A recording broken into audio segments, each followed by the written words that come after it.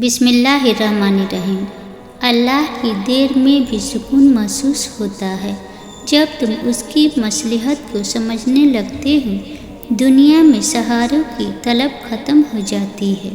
अगर एक बार जिस्म और रूह अल्लाह के रूबरू आ गए तो अल्लाह के नाम में सुकून का ऐसा दरिया है, उसका कोई दर्द बाकी नहीं रहता।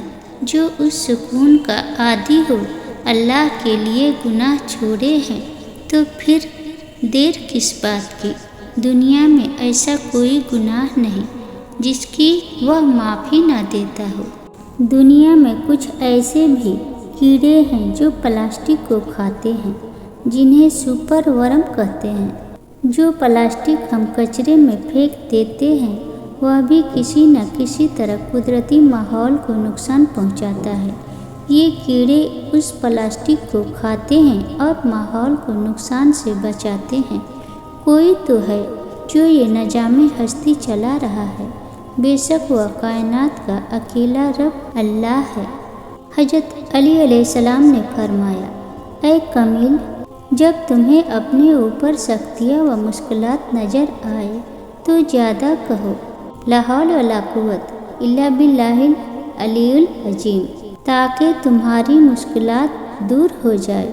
और अगर तुम्हें कोई नेमत मिले तो कहो अल्हम्दुलिल्लाह, ताकि तुम्हारी नेमतों में इजाफा हो। और अगर तंगी रिज्क हो तो कहो अस्तगफिरुल्लाह, ताकि वसअत रिज्क हो। इमाम जाफ़र सादिक रज़ियल्लाहु ने फरमाया, तुम्हारी मौत कई मर्तबा तुम्हारे पास आ चुकी है, लेकिन तुम्हारा अपने रिश्तेदारों से अच्छा सलूक करना हर बार तुम्हारी मौत को टाल देता है। हज़रत इमाम जाफ़र सादिक अलैहिस्सलाम ने फरमाया, शादी कीजिए लेकिन तलाक ना दीजिए, क्योंकि तलाक वाक़े होने से अर्श इलाही काँप जाता है। बुखार के फ़ायदे। हजूर सल्लल्लाहु अलैहि वसल्लम ने इरशाद फरमाया, बुखार को बुरा ना कहो, क्योंकि ये इंसान के गुनाहों को इस तरह दूर करता है जिस तरह भट्ठी लोहे के जंग को दूर करती है। खुलूस और इज्जत बहुत महंगे तोहफे हैं, इसलिए हर किसी से उनकी उम्मीद न रखो, क्योंकि बहुत कम लोग दिल के अमीर होते हैं। दोनों सूरतें यकीन की है, कोई अल्लाह के लिए सब छोड़ देता है और कोई अल्लाह पे ही सब छोड़ देता है। और यही करम काफ़ी हुआ अल्लाह का कि उसने मुझे रसूलुल्लाह सल्लल्लाहु अलैहि वसल्लम का उम्मती बनाया। रब से जब भी मांगो रब को ही मांगो। जब रब तुम्हारा होगा तो सब तुम्हारा होगा।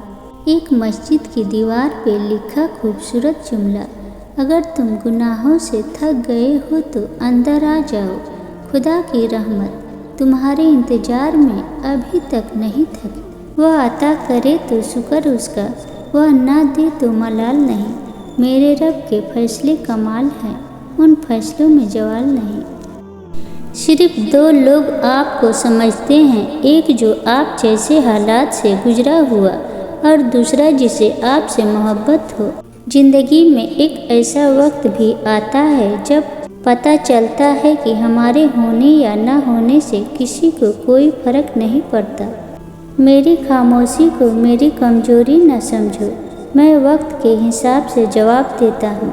इंसान मिट्टी का वह लट्टू है जो घूम फिर कर वापस बनाने वाले के हाथों में आ जाता है।